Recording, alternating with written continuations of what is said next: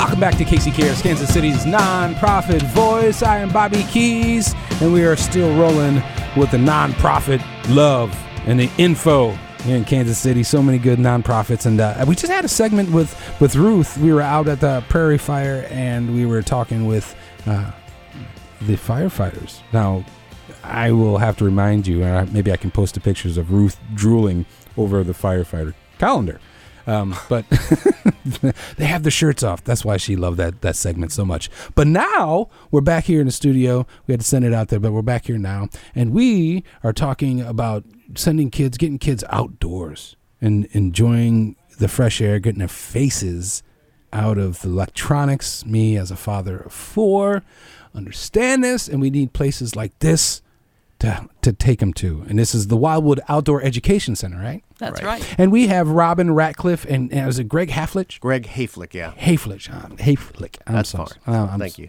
But welcome. Thank you for coming out. Well, yes, thank you for having us. Yeah. Now, you guys, it's the Wildwood Outdoor Education Center, and you guys basically, is it you take kids out there and then you throw them in the woods for about 7 days and let them that sounds give them a right. knife That's a great and a match? Like, go for it. So what do you guys, what's going on at it? We pick kids up in most cases underprivileged neighborhoods, and we take them out to camp. We have several programs, educational programs, and so you go and pick them up.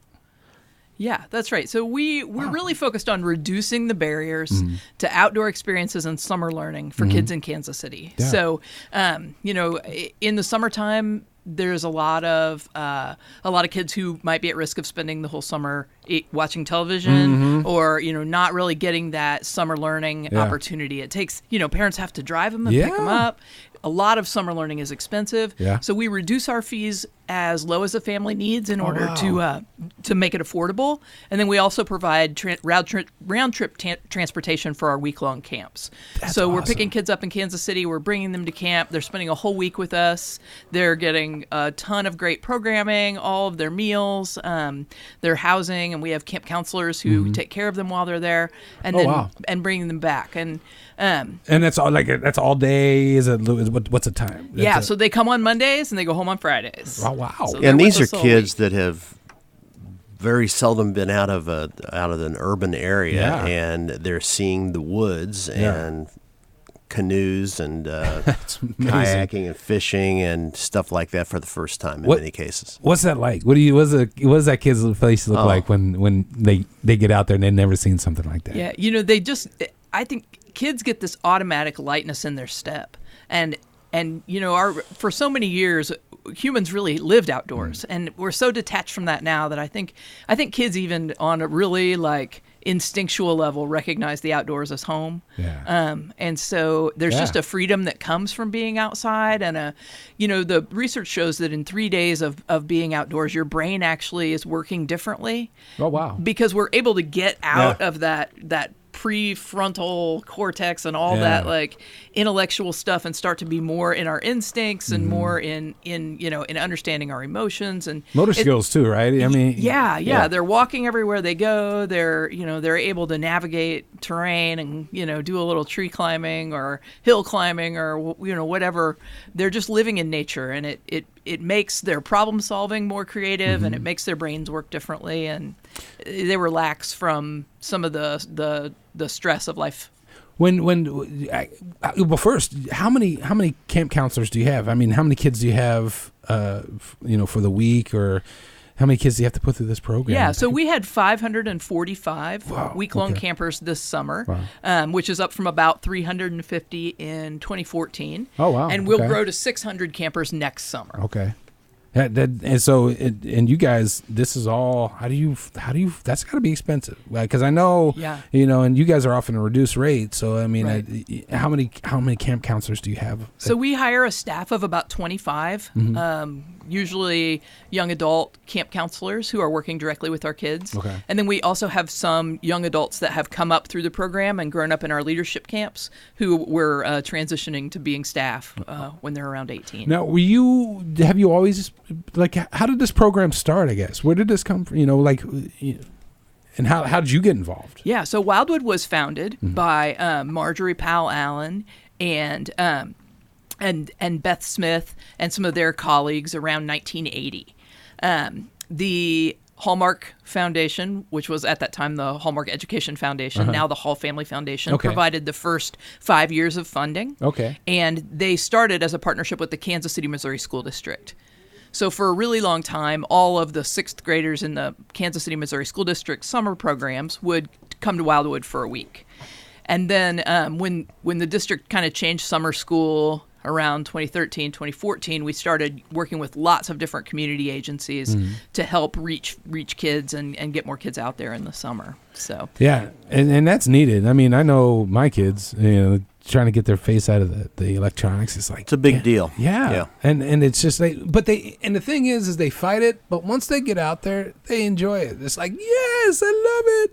It's so fun. And it's just invigorating for everybody. Yeah. They have What's interesting, one of the things we found is that many kids meet at the camp and they make lifelong friends. Yeah. And it's a cool experience for them and just something we'll never forget. Well, and then that's huge too. I mean, the cool thing about this job is we get to talk to a lot of experts in different fields, right? Yeah. And the number one thing that we find out that kids need early in life is positive and strong relationships, right? Yes. And that is what will, and you have the opportunity to do that in a fun environment, right?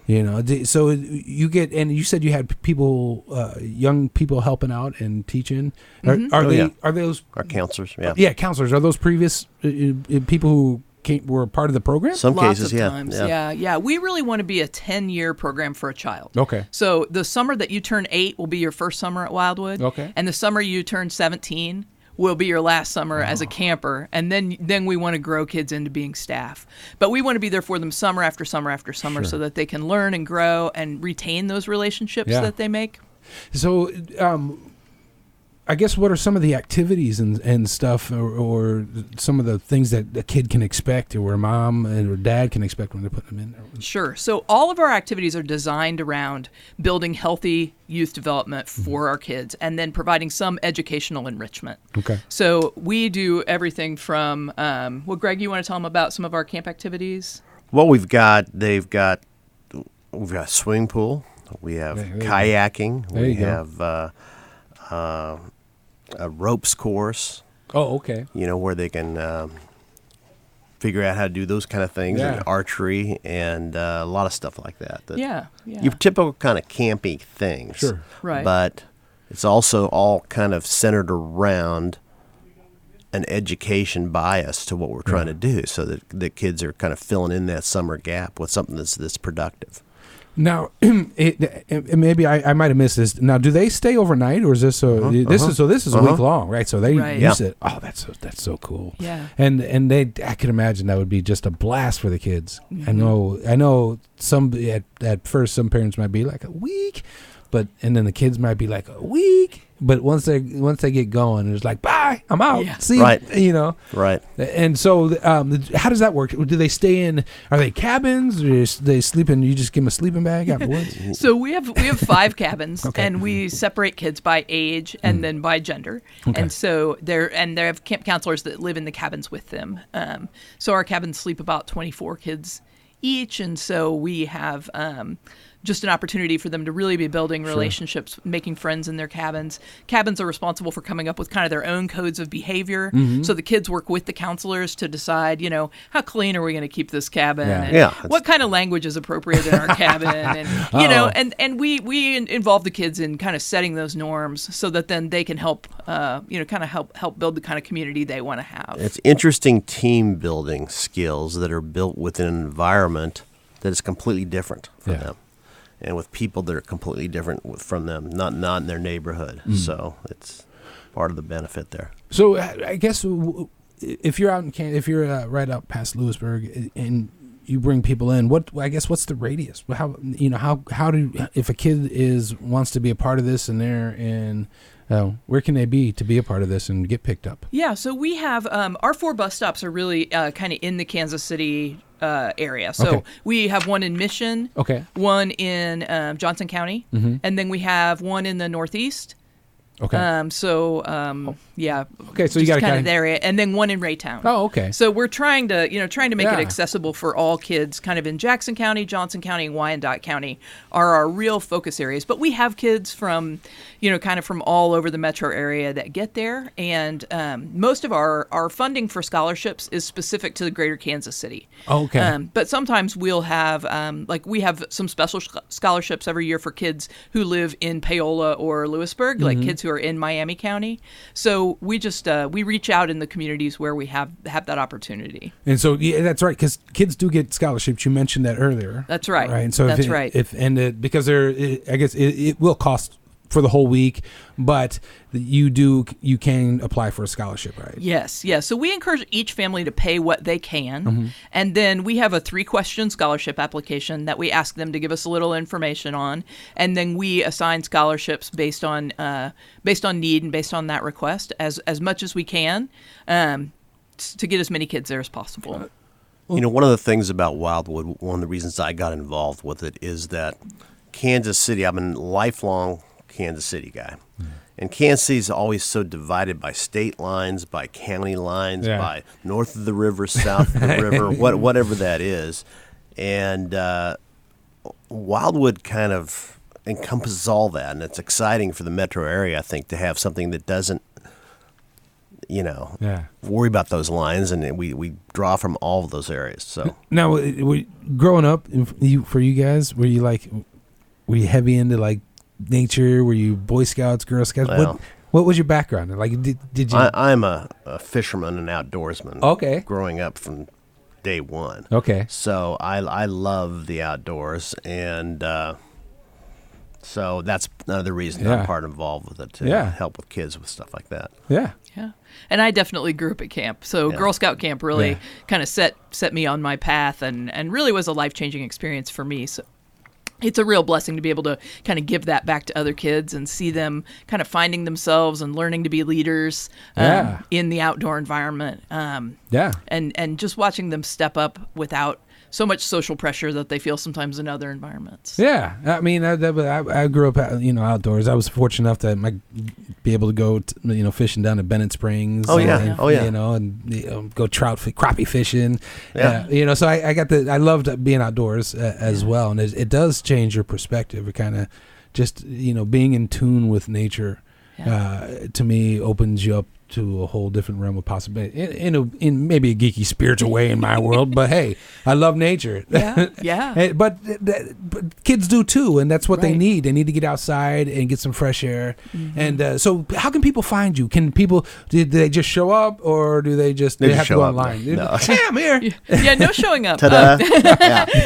So we have a website, which is wildwoodctr.org, and we are on Facebook, and we have a great Instagram feed with lots of fun camp information that we would love to have them as followers. And then they can, they can reach out to us anytime. Our camp registration will start February 15th. Okay. So if there's someone who would like to sign up a camper, we would love to have them kind of reach us through the website. Our registration's all online, and then we're also in community agencies pushing out camp information and helping it get to the families who might not know summer camp is an option for their child. So like Boys and Girls Club, Big Brothers Big Sisters, we want to get camp information out through all the agencies in Kansas City. So if anybody wants more information for kids in their agency, they should certainly give us a call, and we'll help them get connected. Yeah, that's a good question. I mean, or a good I think a good option. I mean, that I think a lot of people should partner with you. Yes. I mean, those organizations, just here's our get outside segment or leg of our organization, because they don't offer, I don't think there's too many other places that offer like outdoor nature weekly type of stuff like you do. Right. So I appreciate that they have like the basketball courts and things like that, but they don't get people outside. Right. So they go. You can go to the website, and that was Wildwood Center, CTR. Yep, CTR.org. And then when they go there and they sign up, is there like I guess, do you have to put a down payment down and then do you decide about the scholarship? Or how does that work? That's right. So when campers register, we require a $25 payment to hold their spot, and then we process scholarship requests usually within 2 weeks. So within 2 weeks, they'll know, if we were able to cover all of what they needed or some of what they needed. If they have a payment remaining, then they have up until 2 weeks prior to camp to make that final payment.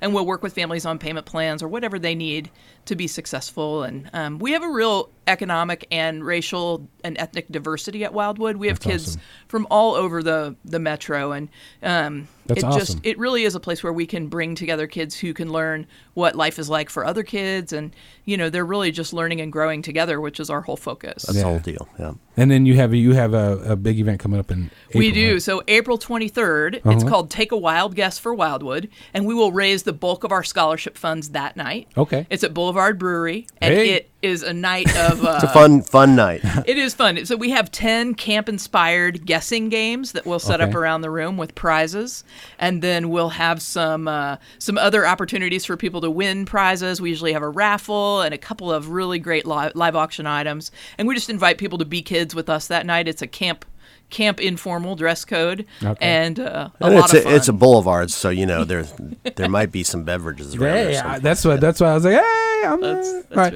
And you can probably find out more about that at Wildwood Center, CTR, wildwoodctr.org. They've got all the information. Thank you very much for coming on, Robyn and Greg. And thank you for listening to Casey Cares, Kansas City's nonprofit digital resource produced by Charitable Communications, a 501c3 nonprofit organizations, and we are generously underwritten by the Ewing Marion Kauffman Foundation. If you'd like to support our efforts or be a part of our stories, underwriting opportunities, you can visit our website at caseycaresonline.org and fill out the online form and spread the love. Find us on Facebook, Instagram, Twitter at Casey Cares Online. And thank you for listening to Casey Cares on ESPN 1510 and 94.5 FM.